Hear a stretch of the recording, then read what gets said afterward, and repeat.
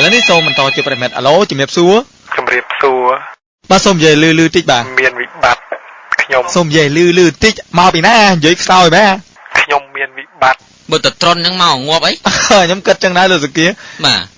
ហើយឈ្មោះអីវិបត្តិខ្លាំងណាខ្លាំងឥឡូវនិយាយលឺមើលនិយាយលឺតិចមកនិយាយចឹងប្រពន្ធនៅក្រៅខ្ញុំនៅក្នុងទូដាក់ខោអាវណា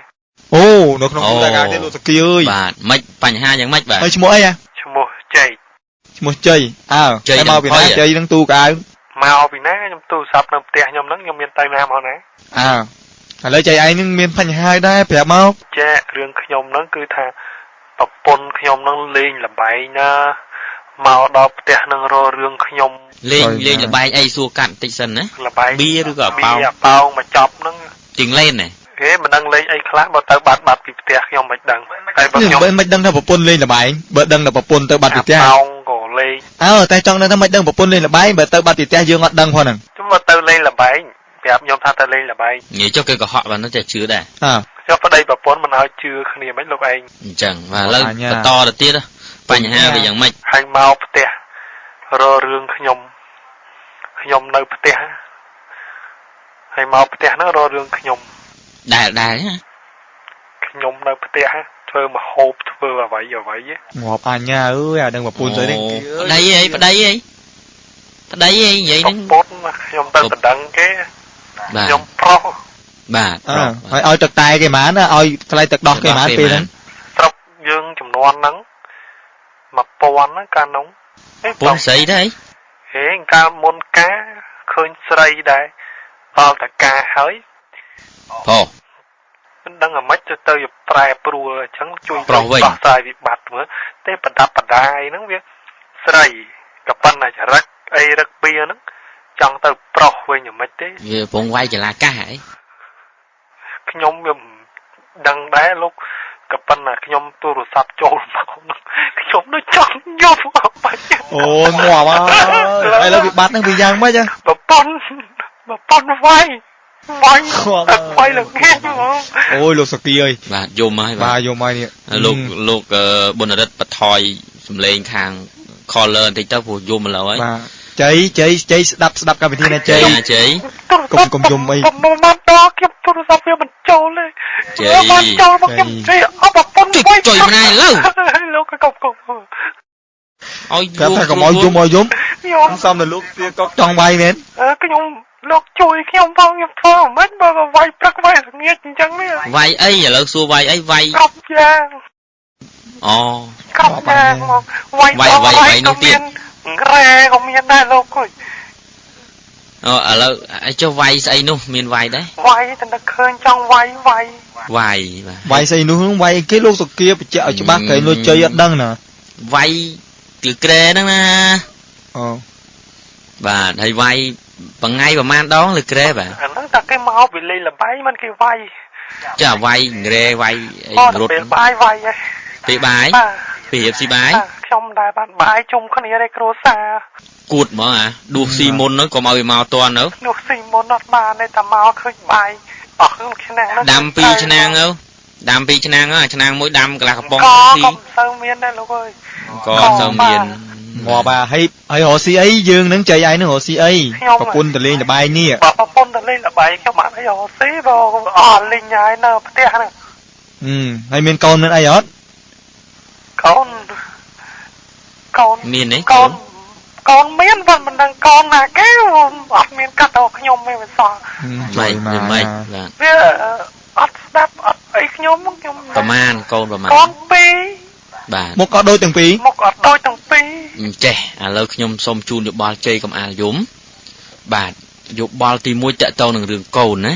គ្នានៅក្មេងគ្នាត្រូវមានអនាគតហើយយើងកុំអាលថាកូននឹងមិនមែនកូនយើងមិនមែនកូនគេប៉ុន្តែជំហានដំបូងនឹងកូនពីរហ្នឹងត្រូវយកទៅដាក់វត្តទាំងពីរ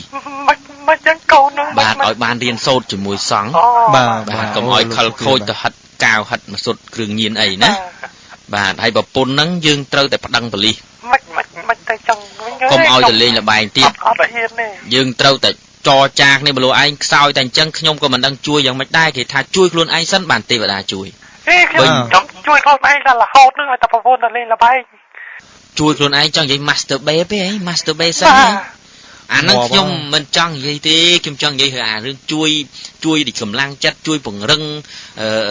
អ្វីដែលយើងយកឈ្នះនៅឧបសគ្គដែលយើងជួបនៅក្នុងគ្រួសារនេះសុភមង្គលគ្រួសារគឺជារឿងសំខាន់ណាស់លោកខ្ញុំដឹងថាសំខាន់ណាស់បើខ្ញុំទូរស័ព្ទចូលមកហ្នឹងបាទអញ្ចឹងហើយខ្ញុំចង់ឲ្យលោកនឹងប្តឹងប៉ូលីសអាជ្ញាធរដែនដីហ្នឹងប្រពន្ធលោកលេងល្បែងនៅកន្លែងណាលោកត្រូវតែស៊ើបមិនបាច់ដាំបាយស៊ីទេមួយថ្ងៃពីរអត់មួយថ្ងៃពីរហ្មងបាទអត់អញ្ចឹងខ្ញុំអត់ដែរយើងស៊ីពីសាទៅលោកត្រូវរៀនសំលៀងកបិតលៀងអីទុកយ៉ាងណាយើងមិនកាប់គេទេជាប់គុកប៉ុន្តែយើងត្រូវកំឡាគេលោកណាអូប្រពន្ធខ្ញុំតែសំលៀងកបិតអត់បានទេបាទលោកត្រូវចេះសំលៀងកបិតពេលដែលគេលេងល្បែងបាត់ហ្នឹងយើងមានកបិតមានបងលាក់ឲ្យមើលតែមិនត្រួលយាដាក់តែម្ដងប៉ុន្តែយើងកុំកាប់គេប្រយ័ត្នជាប់គុកណា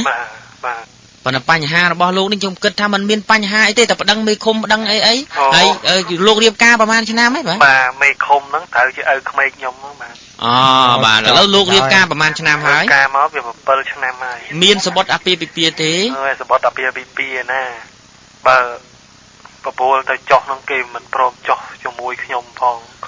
លោកមើលទៅដូចស្រឡាញ់ប្រពន្ធខ្លាំងណាស់លោកសុភាលោកជ័យនេះបាទលោកជ័យនេះបាទជ័យទាំងផុយហីបាទអញ្ចឹងអាមិនទៅគេលែងខ្ញុំហ្នឹងខ្ញុំមិនដឹងទីពឹងអីទេក៏មើលទៅជ័យដូចជាមានវិបត្តិគួរធ្វើយ៉ាងម៉េច